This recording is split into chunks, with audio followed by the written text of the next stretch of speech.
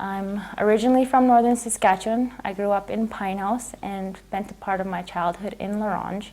And I think by developing a relationship with the community, by becoming invested and integrating within a community and developing that trust, like how a community assessment is supposed to go about and how working with the community is supposed to go about, that building that trust and fostering interest in whatever programs you're going to do. Because if people become aware of the issue and how widespread it's getting, such as the HIV issue, I think people are more inclined to take action and do something about it.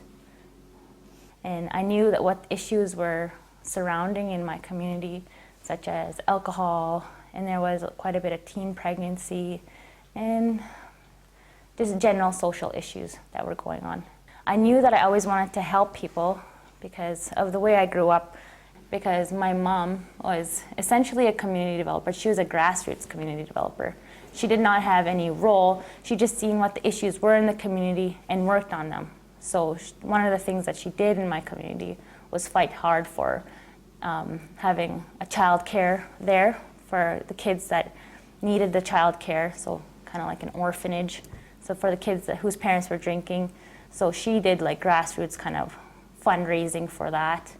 And while we did have a good sense of community growing up in Pine House, I got very depressed growing up there, and I felt hopelessness.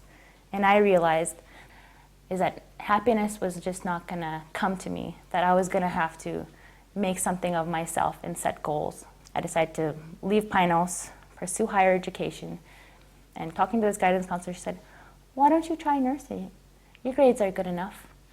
And you're Aboriginal, you have a pretty good chance of getting in. I was like, okay. So that's what I did.